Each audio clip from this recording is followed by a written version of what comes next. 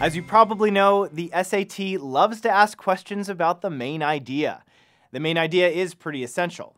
It's the meat in the sandwich. Without it, you just have a couple slices of boring bread and maybe some yellow mustard. Despite its importance, sometimes it can be difficult to identify the main idea. So, I'm going to give you some strategies for finding it quickly and accurately. When you're reading SAT passages, it's important to remember that there's a reason why the authors sat down to write them. They wanted to share their knowledge, express an opinion, or make a case for a controversial idea. Keep in mind that each one was taken from a real text and each has a purpose, which is called the main idea.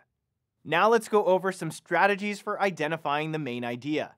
Luckily, most passages on the test are self-contained and focus clearly on one topic, which is usually introduced at the beginning. Every passage starts off with an introductory blurb. It may seem like a waste of time to spend precious seconds reading it when you can just jump into the passage, but the introductory blurb provides you with information that doesn't appear anywhere else in the passage. It might help you understand the context before you even begin reading the passage. Let's actually read a sample introductory blurb so you can see what I mean. This passage is adapted from Jack London's Love of Life, originally published in 1907. After starving in the wilderness for several days, the main character is rescued and taken aboard a ship filled with scientists. In this example, the blurb tells us that the main character was starving in the wilderness and was rescued by a ship full of scientists. Congratulations! The main idea has been revealed. Also, the blurb will tell you who the author is, which is sometimes helpful.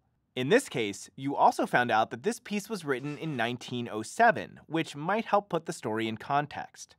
Not every blurb will provide this much information. Sometimes you'll only learn the author's name and the passage's title and date of publication. For example, in this passage, the blurb only tells us that this passage is adapted from Thomas Paine's Common Sense, originally published in 1776. This information might be helpful, but you're probably going to have to read the entire passage to figure out the main idea. So we've seen that sometimes the blurbs can be very helpful, but at other times, not as much.